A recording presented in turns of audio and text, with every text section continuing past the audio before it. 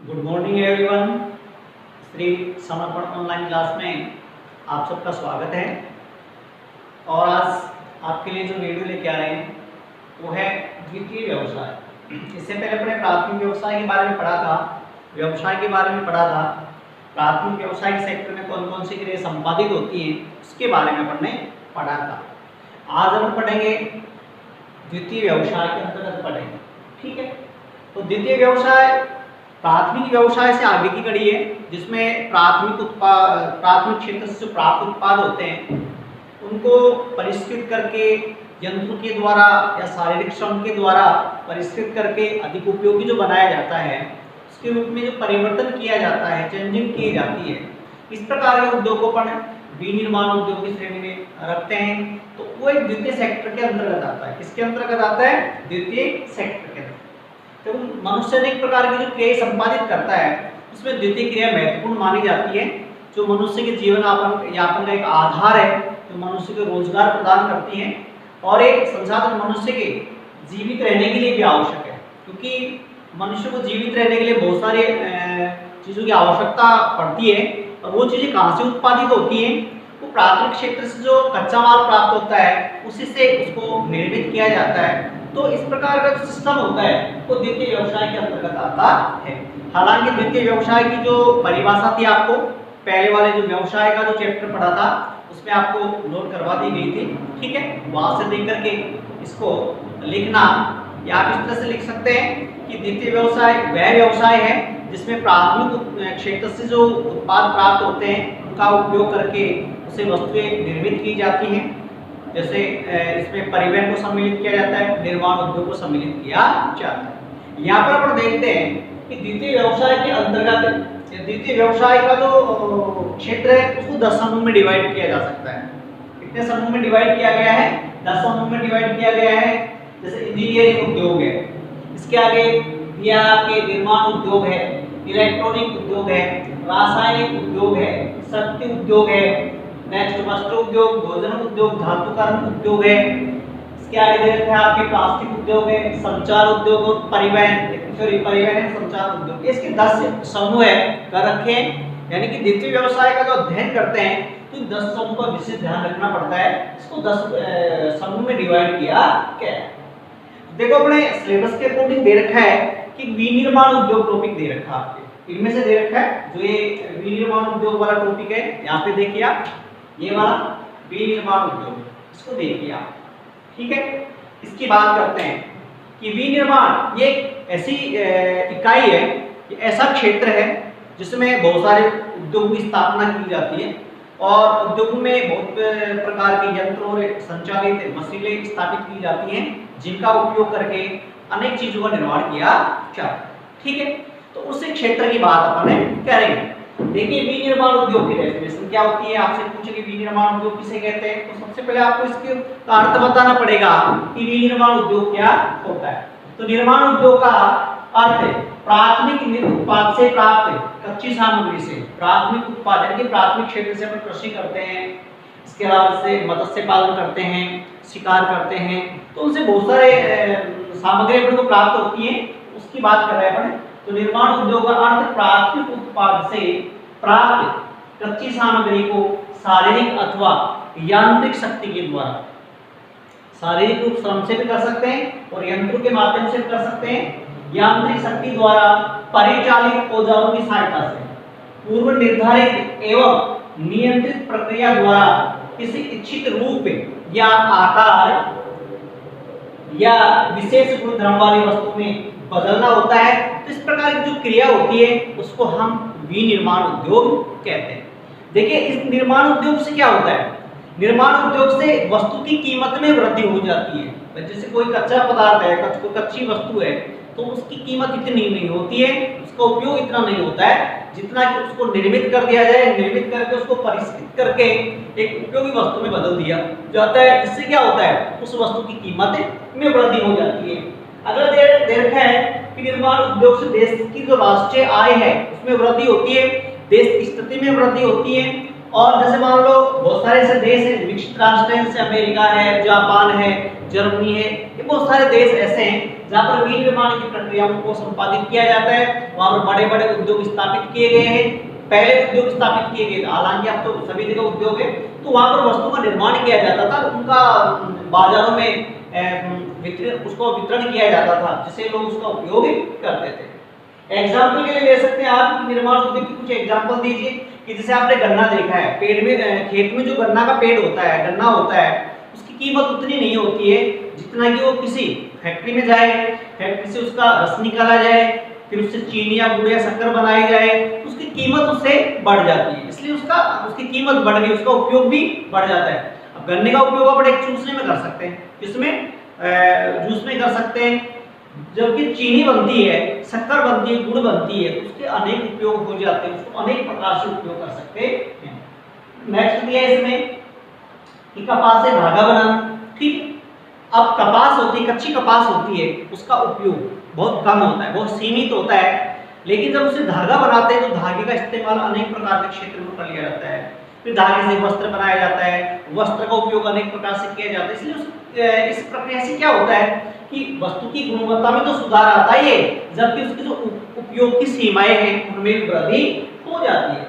इसलिए विनिर्माण उद्योग इस प्रकार का उद्योग है जो वस्तु की कीमत में वृद्धि करता है, वस्तु के रूप में परिवर्तन करता है और उसे अधिक उपयोगी बना करके अपने लिए उपलब्ध करवाता है। तो ये विनिर्माण उद्योग की परिभाषा है, ठीक है। अब अपने एक बात ये करते हैं, ये देखते हैं अपन, जैसे मान लो आपको कोई उद्योग स्थापित करना होता है, ठीक है, तो हम उस क्षेत्र में जाते हैं जहाँ पर उद्योग से संबंधित जो क्रियाएं संपादित हो सकती हैं या नहीं हो सकती हैं, उनसे संबंधित वस्तुएं मिल सकती हैं या नहीं मिल सकती, कि उद्योग के लिए बहुत सारी चीज़ों की आवश्यकता होती है। जो फर्स्ट वैरायटी है उसके लिए कच्चा पदार्थ है तो वो मिलना चाहिए, जो शक्ति के साधन है वो मिलने चाहिए, परिवहन के साधन है वो मिलने चाहिए, संचार के साधन है वहाँ वो भी उपलब्ध होने चाहिए, श्रम शक्ति वो भी उपलब्ध होनी चाहिए, जो तकनीकी है वो भी वहाँ पे उपलब्ध होने चाहिए। इसके अलावा वहाँ की जो जलवायु है वो भी उसके अनुकूल होनी चाहिए, ठीक है, सरकार की नीतियाँ भी इसके अनुकूल होनी चाहिए। तो ऐसी चीजों का अपना ध्यान रख करके किसी उद्योग की स्थापना करते हैं, ठीक है। तो यहाँ पर अपन ये देखेंगे कि जैसे मान लो कि अपने से लेकर देखते हैं कि अपन कोई उद्योग लगाना चाहते हैं, ठीक है, कोई औद्योगिक इकाई स्थापित करना चाहते हैं, तो उस औद्योगिक इकाई में सबसे पहले तो अपन ये देखेंगे किस प्रकार की औद्योगिक इकाई लगा रहे हैं, उसमें किस प्रकार की सामग्री की आवश्यकता होगी, ठीक है। तो उस क्षेत्र का चयन करेंगे अपन, उस क्षेत्र का चयन करेंगे जो इस उद्योग के लिए मस्ट हो, विशेष हो, तो वहां पर उस उद्योग से संबंधित कोई कठिनाई नहीं आनी चाहिए। तो इसका जो सेकंड टॉपिक अपन लेंगे वो ये देखेंगे कि जो उद्योग होते हैं, उद्योग किसे कहते हैं। अभी बात कर रहे थे उद्योग में इकाई होती है जो वस्तु का निर्माण करती है, ठीक है ना। तो उन उद्योग को जब आप स्थापित करने जा रहे हैं या उसकी स्थापना करने जा रहे हैं, तो आपको किन बातों का ध्यान रखना है, वो कौन से कारक हैं जो उद्योग की अवस्थिति को प्रभावित करते हैं, उसके बारे में अपन चर्चा करेंगे। यहाँ पर आपको एक विशेष ध्यान रखना है कि यहाँ पे इनका विस्तार रूप में लिखा हुआ है, मैंने अभी टॉपिक लिखे हैं, इस टॉपिक के बारे में कुछ बोलूंगा, आप उसको नोट्स के रूप में लिखना है, सीमित बोलूंगा, ज्यादा नहीं बोलूंगा, जिससे आप उसको लिख सकें। देखिए जब मैं बोलूँ तब लिखना, ठीक है। देखो पहला है कच्चा माल। कच्चा माल का मतलब क्या होता है कि जैसे मान लो किसी उद्योग में वस्तु बनाने जा रहे हैं, तो उससे पहले तो उसकी जो कच्चे पदार्थ की आवश्यकता होती है, जिस पदार्थ की उसको आवश्यकता होती है उसको अपन कच्चा पदार्थ कहते हैं, ठीक। तो ये तो आप सब जानते हैं कि हम उद्योग की स्थापना वहीं करेंगे जहां पर उसके लिए कच्चा माल उपलब्ध है। ऐसे क्षेत्र में उसकी स्थापना नहीं करेंगे जहां पर उसका कच्चा माल आसानी से उपलब्ध नहीं हो। बहुत सारे उद्योग ऐसे होते हैं जिनके लिए जो कच्चा माल है अधिक मात्रा में चाहिए, उसका वजन भारी होता है या उपयोग करने से उसके वजन में कमी आती है। तो ऐसे उद्योग की स्थापना तो हमें विशेष रूप से उसी स्थान पे करनी चाहिए जहां पर उसका कच्चा पदार्थ आपको मिल रहा है, नहीं तो आपके लिए एक समस्या होगी। समस्या क्या होगी कि आपका परिवहन खर्च बढ़ जाएगा, वजन तो घटेगा, परिवहन खर्च और बढ़ जाएगा। बहुत सारे खनिज ऐसे होते हैं, बहुत सारे पानी की आवश्यकता होती है, तो पानी वाले क्षेत्र में उसको स्थापित किया जाता है। कुछ खनिज ऐसे होते हैं उनको शक्ति के साथ उनकी अधिक आवश्यकता होती है, इसलिए इसको जल विद्युत वाले क्षेत्र में स्थापित किया जाता है। तो तात्पर्य ये कहने का तात्पर्य ये है कि उद्योग की स्थापना में हमें कच्चे पदार्थ का विशेष ध्यान रखना चाहिए। उद्योगों की स्थापना वहीं करनी चाहिए जहां पर उसके लिए कच्चा माल आसानी से मिल सके, परिवहन गव्य हो सके, तो उद्योग के विकास में आपको सहयोग मिले। ठीक है, अब आपको लिखना है क्या, कच्चा माल में आपको क्या लिखना है, कच्चा माल टॉपिक डालेंगे, फिर उसमें आपको लिखना, आराम से लिखना, जल्दबाजी मत करना, अगर पीछे रह जाओ तो इसको वापस रिवर्स कर देना। ठीक है, कच्चा माल की बात करते हैं तो देखिए कि किसी भी उद्योग के विकास में, किसी भी उद्योग के विकास में कच्चा माल सुगमतापूर्ण, कच्चा माल सुगमतापूर्ण यानी आसानी से सुगमतापूर्ण पर्याप्त और सस्ती दर पर प्राप्त होना चाहिए, होना चाहिए। अतः अधिकतर उद्योग खानों, अतः अधिकतर उद्योग खानों, वनों, कृषि क्षेत्रों, समुद्री तटीय क्षेत्र में स्थापित किए जाते हैं ताकि उनके कच्चे माल के दौरान परिवहन व्यय अधिक न हो। समझ गए? ठीक है, तो इस तरह से उद्योग की स्थापना कच्चे माल के पास में स्थापित करेंगे ताकि कच्चे माल प्राप्त करने में कोई समस्या नहीं। एग्जाम्पल के लिए से अगर बात करें, इस तरह जैसे कौन से उद्योग कहाँ स्थापित करने चाहिए, जैसे लोहा इस्पात उद्योग है, कौन सा एग्जाम्पल में लिखो, जैसे लोहा इस्पात उद्योग कोयला प्राप्ति क्षेत्र के पास में स्थापित किया जाता है। ठीक, अब अगला देखते हैं आपका शक्ति के साधन। वह शक्ति के साधन किस प्रकार से उद्योग की अवस्थिति को प्रभावित करते हैं, तो डिटेल में पहले समझते हैं कि शक्ति के साधन वो साधन होते हैं जो उद्योग को संचालित करते हैं, जो बड़ी बड़ी मशीनें होती हैं उसको संचालित करते हैं, उनके लिए ऊर्जा प्रदान करते हैं, वो शक्ति के साधन होते हैं। तो इनका होना बहुत जरूरी है, इनके बिना उद्योग में स्थापित जो संयंत्र है उसको संचालित नहीं किया जा सकता है। इसलिए उद्योगों की स्थापना उन क्षेत्र में की जानी चाहिए जहां पर इसके लिए शक्ति के साधन आसानी से मिल सके, वहां पर जैसे खनिज तेल आसानी से मिल सके या विद्युत आसानी से मिल सके, उन क्षेत्र में शक्ति के साधनों का स्थापना अपने कर सकते हैं। चलो इसको लिखिए, शक्ति के साधन में आप लिखेंगे, देखो शक्ति के साधन का, शक्ति के साधन का सुचारू एवं सुगम रूप से मिलना, सुचारू एवं सुगम रूप से मिलना उद्योगों के केंद्रीकरण, उद्योगों के केंद्रीकरण एवं विकास के लिए आवश्यक है, आवश्यक है।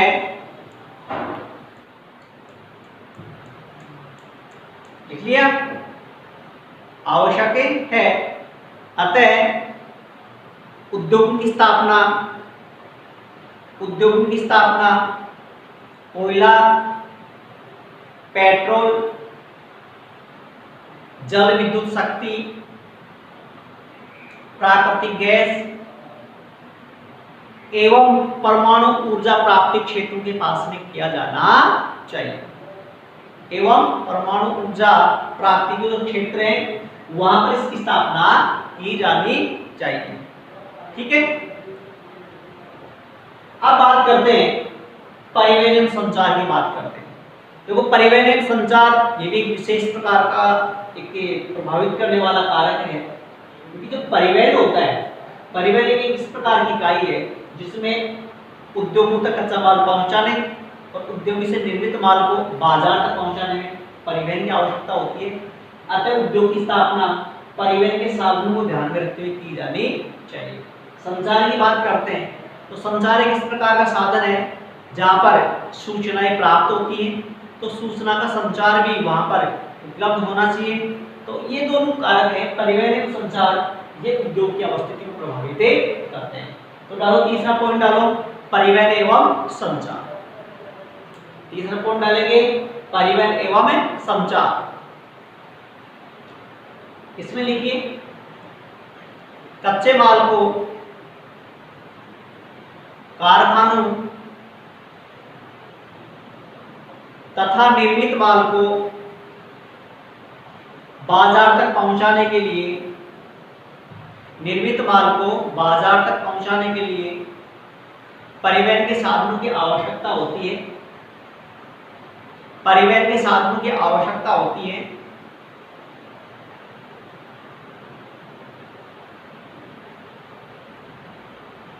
अतः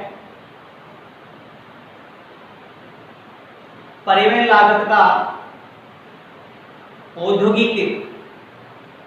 परिवहन लागत का औद्योगिक इकाई की अवस्थिति में महत्वपूर्ण स्थान होता है। महत्वपूर्ण स्थान होता है। अब देखो संचार की बात करेंगे। किसकी बात करेंगे? संचार की बात करेंगे। परिवहन की बात हो गई। संचार में आपको लिखना है, इसी में ए और बी बना लेना। परिवहन एवं संचार में परिवहन लिखा है, संचार लिख करके इसके लिए अंडरलाइन करेंगे, एरो लगाएंगे और इसमें लिखेंगे परिवहन के साधनों की भांति।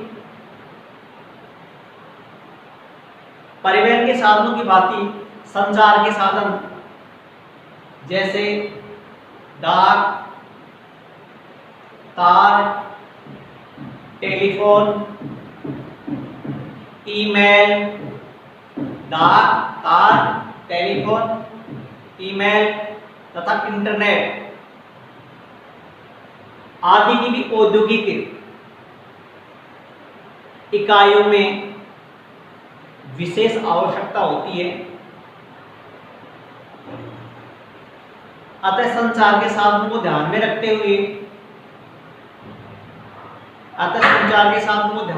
हुए उद्योग की स्थापना की जानी चाहिए। ठीक है, अब बात करते हैं बाजार की। बात किसकी करते हैं? बाजार की। देखो, उद्योग की स्थापना में बाजार का विशेष महत्व माना जाता है, विशेष योगदान माना जाता है। क्यों माना जाता है? क्योंकि बाजार की मांग के आधार पर ही उद्योग में उत्पादन किया जाता है। बिना बाजार की मांग पर अगर आप उत्पादन करेंगे तो आपके फैक्ट्री में उत्पादित माल की खपत नहीं होगी, उसके लिए बाजार उपलब्ध नहीं होगा और आगे आपको वस्तुएं उत्पादित करने का मौका नहीं मिलेगा। अतः बाजार को ध्यान में रखते वस्तु का निर्माण करना आवश्यक होता है।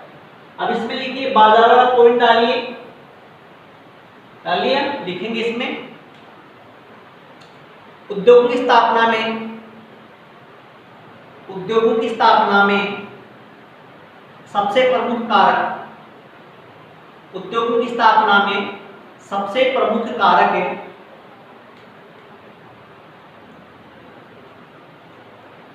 उसके द्वारा उत्पादित माल के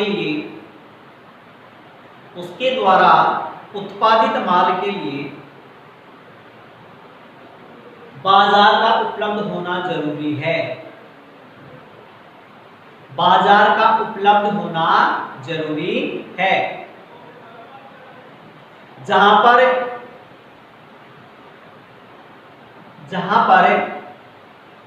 तैयार वस्तु की मांग एवं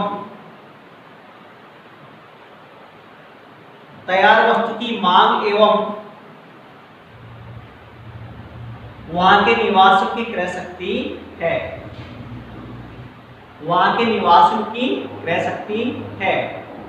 अतः उद्योग की स्थापना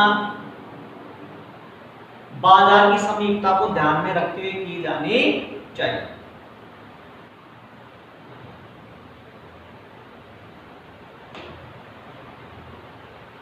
लिखिए सबने, एग्जाम्पल में लिख लो। इसमें एक एग्जाम्पल लिखेंगे, उदाहरण के लिए लिख लो कि दक्षिणी पूर्वी एशिया के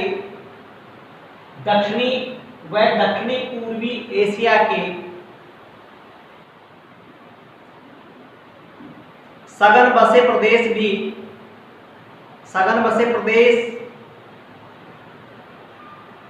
वृहद बाजार उपलब्ध करवाते हैं। इसी कारण वहां पर अत्यधिक औद्योगिक इकाइयों की स्थापना हुई।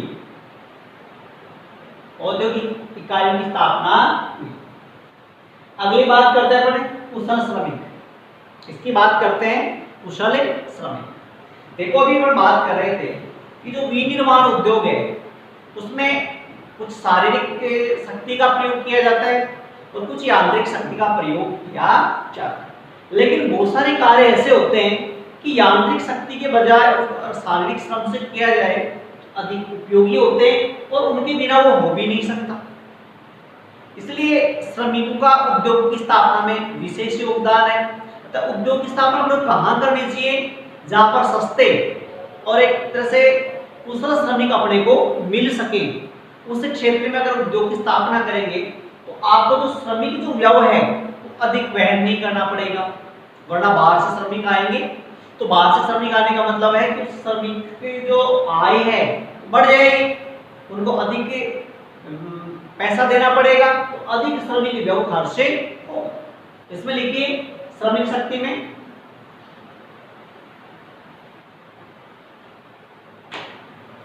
देखो उद्योगों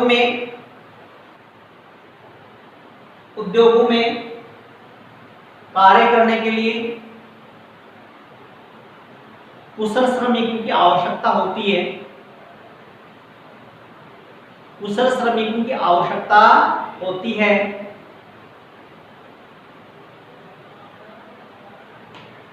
कंप्यूटर नियंत्रण प्रणाली से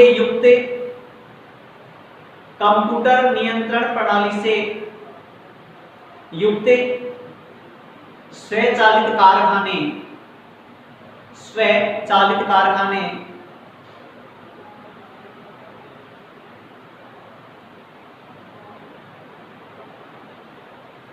जिनमें मशीन को सोचने के लिए विकसित किया गया है। इसमें मशीनों को सोचने के लिए विकसित किया गया है, पूरे विश्व में नजर आने लगी हैं। लेकिन इनकी उपस्थिति में भी श्रमिकों की अत्यंत आवश्यकता होती है।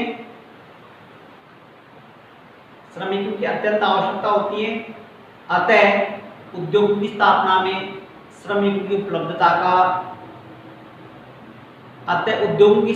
में श्रमिकों की उपलब्धता का विशेष ध्यान रखना चाहिए। वरना आपका जो औद्योगिक व्यय है ना वो धीरे धीरे क्या हो जाएगा? बढ़ने लगेगा। जब औद्योगिक व्यय बढ़ जाएगा ना आप पर अतिरिक्त भार आ जाएगा।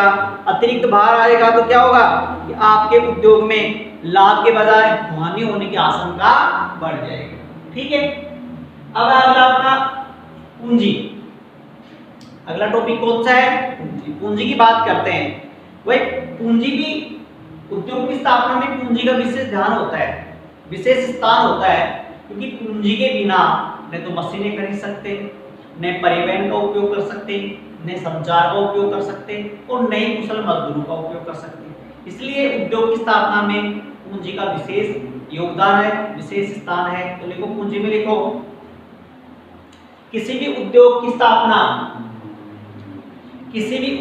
स्थापना एवं संचालन के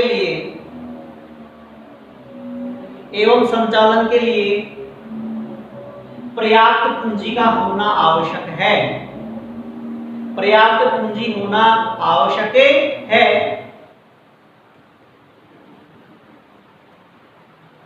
क्योंकि कारखाने लगाने,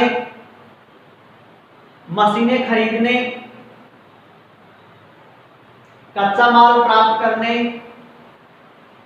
व उसे बाजार तक पहुंचाने में पूंजी की अत्यंत आवश्यकता होती है। पूंजी की अत्यंत आवश्यकता होती है। अब अगला है जलापूर्ति। अब जलापूर्ति वाला पॉइंट लिखेंगे आप। कौन सा पॉइंट लिखेंगे? जलापूर्ति। जल की पूर्ति किस प्रकार से उद्योग को प्रभावित करती है उसमें लिखो, जलापूर्ति वाला टॉपिक डाल लो और इसके एरो लगाकर इसमें लिखना है किसी निर्माण उद्योग की अवस्थिति पर, किसी निर्माण उद्योग की अवस्थिति पर जलापूर्ति का भी प्रभाव पड़ता है। जलापूर्ति का प्रभाव पड़ता है।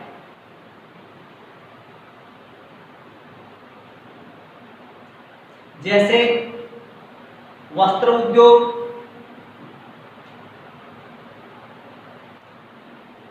रासायनिक उद्योग,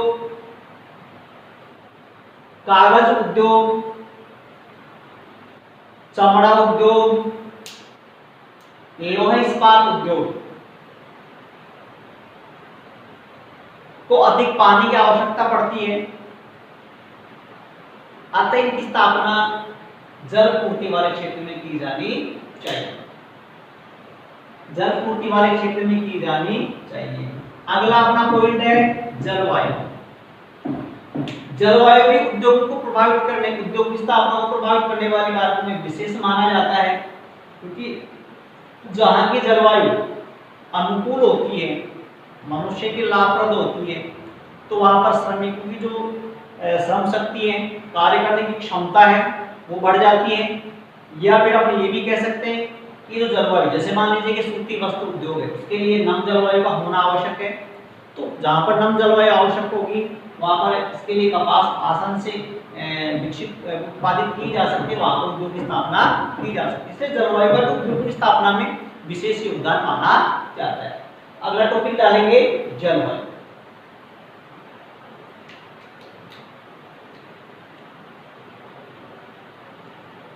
देखो इसमें उपयुक्त एवं स्वास्थ्यप्रद जलवायु, उपयुक्त एवं स्वास्थ्यप्रद जलवायु,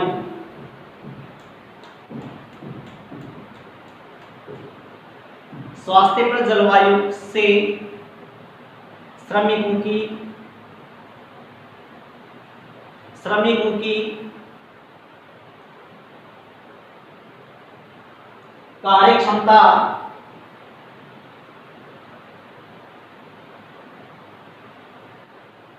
में वृद्धि होती है।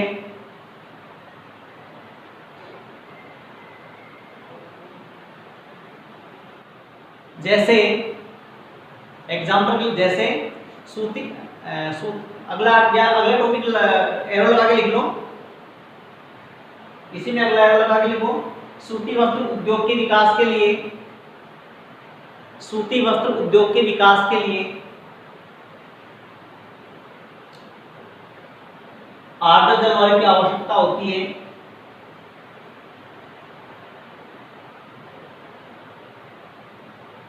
अगला लिखो लगा करके, सिनेमा उद्योगों के लिए, सिनेमा उद्योगों के लिए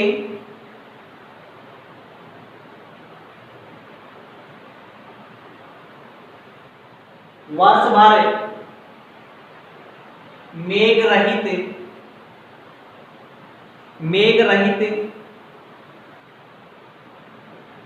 आकाश, मेघ रहित आकाश वह सूर्य के प्रकाश की आवश्यकता होती है, वह सूर्य के प्रकाश की आवश्यकता होती है। जैसे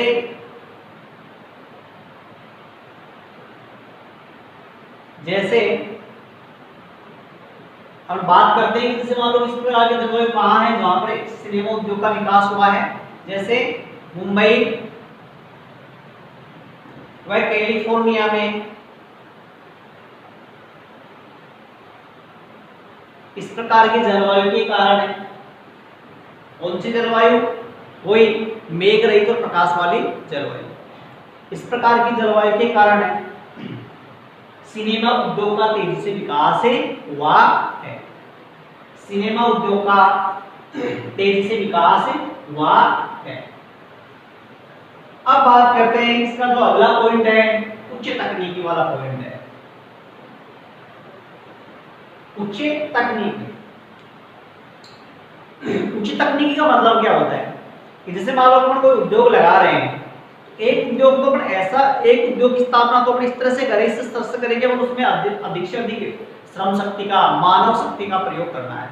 लेकिन कुछ उद्योग में ऐसी मशीनें होती हैं जिसमें श्रम शक्ति के बजाय जो मशीनें होती हैं उनका, अब वो मशीनें ऐसी होती हैं स्वचालित होती हैं जिसमें उच्च तकनीकी का प्रयोग किया जाता है।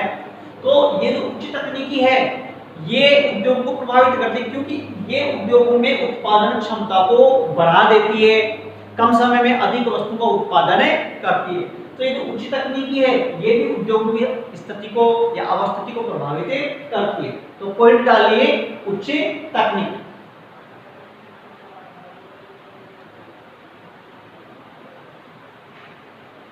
इसमें लिखो उच्च तकनीकी के द्वारा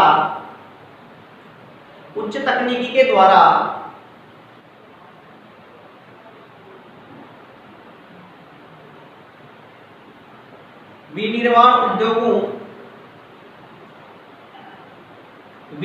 उद्योगों की गुणवत्ता में सुधार कर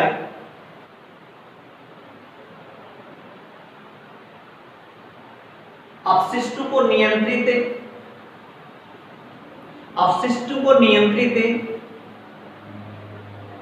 कर जलवायु को शुद्ध किया जा सकता है, जलवायु को शुद्ध रखा जा सकता है। जलवायु को शुद्ध रखा जा सकता है। अगला लिखो सरकारी नीतियां। अगला क्या लिखेंगे? सरकारी नीतियां। देखो सरकारी नीतियां है ना, ये भी उद्योगों की अवस्थिति को प्रभावित करती हैं। कैसे प्रभावित करती हैं?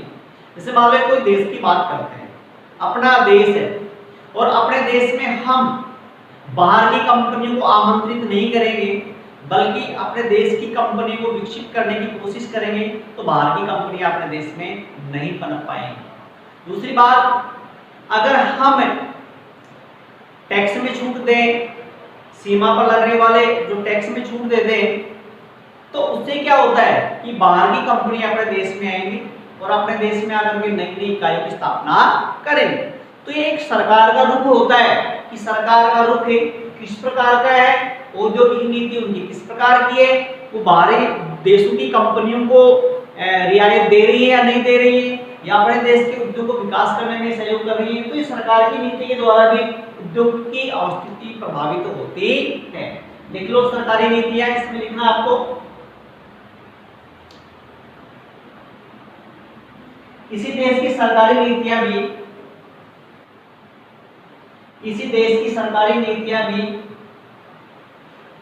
उद्योगों के विकास को प्रभावित करती हैं। उद्योगों के विकास को प्रभावित करती हैं।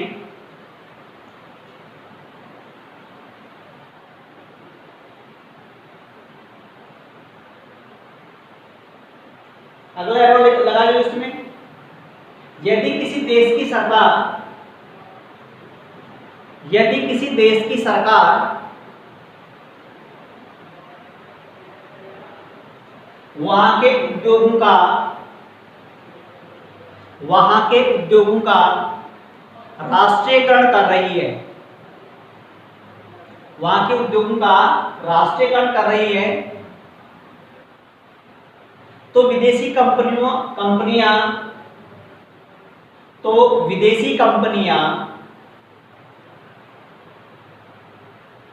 वहां उद्योग नहीं लगा